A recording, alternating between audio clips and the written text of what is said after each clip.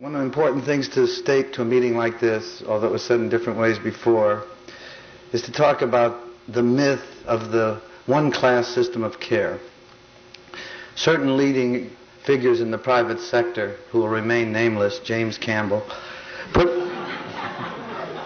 put forward the shining notion of one-class system of care and held up our hospital as the hallmark of two classes of care. The intrinsic racism, the hatred for the public sector, I won't deal with that.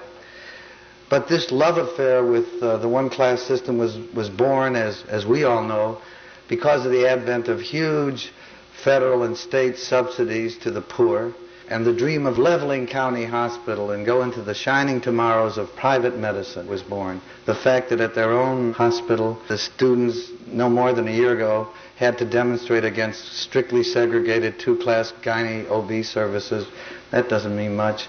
The fact that they have a health center, so-called, for the poor blacks, and a really shiny office building for the private patients, black or white, who have the bread.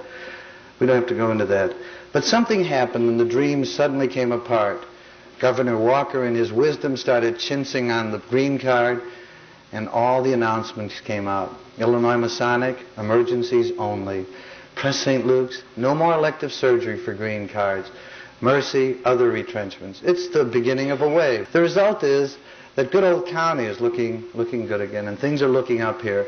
I went through the emergency room today as part of my duties as chairman of the Department of Medicine. And the place was jammed and the joint was jumping. The people were at their hospital. Every one of these experiments show radiation kills. The spread of radiation, with its impact on the germ cells of everybody here and everybody in the world, is sending a secret but nevertheless lethal weapon into the generations that will come. And unless we stop now, this generation will be thought of by all subsequent humans as the killer generation. The poisoning of the land and the poisoning of the seed are unconscionable, and we must bring it to an end. I want to say a few things that are not very funny, but come from the heart. But first, of course, the most serious thing of all, Len pointed out that we do indeed follow each other in a trail. And every time in the same podium with Studs, he gives out this story that visiting me as a physician is a political event, that I decline to examine the patient, ask any questions, but give long and, of course, highly informative polemics. I want to make it very clear. A couple of people here think that's true. It isn't. Studs had a lot of friends. Not many of his friends were also his doctor. Quentin Young is responsible, in addition to just Studs' inherent curiosity with life, of keeping Studs alive and kicking, I think, long beyond what he thought he would be able to manage on this planet. Quentin Young is also a powerful, clear-thinking, effective voice for social justice. Ladies and gentlemen, Dr. Quentin Young.